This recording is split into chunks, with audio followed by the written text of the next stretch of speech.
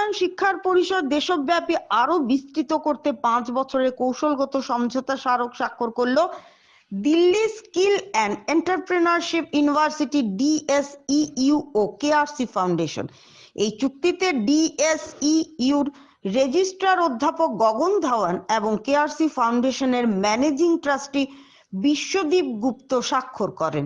এর মাধ্যমে আগামী 5 বছর ধরে উত্তর পূর্ব ভারতের বিভিন্ন রাজ্যে দক্ষতা উন্নয়ন প্রশিক্ষণ ও শিক্ষামূলক একাধিক যৌথ কর্মসূচি বাস্তবায়িত হবে।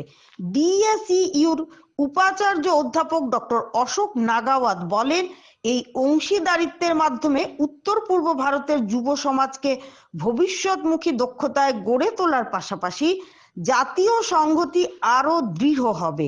এই সমঝোতা অনুযায়ী DSEU 2026 সালের নর্থ ইস্ট ইন্টিগ্রেশন র্যালির একাডেমিক পার্টনার হিসেবে কাজ করবে। পাশাপাশি কর্মসংস্থানমুখী প্রশিক্ষণ, সফট স্কিল, অ্যামেচার রেডিও ও অ্যাডভেঞ্চার স্পোর্টসের মতো বিভিন্ন ক্ষেত্রে যৌথভাবে পাঠ্যক্রম ও স্বল্প মেয়াদী প্রশিক্ষণ চালু করা হবে। KRC Times bureau, Silchar.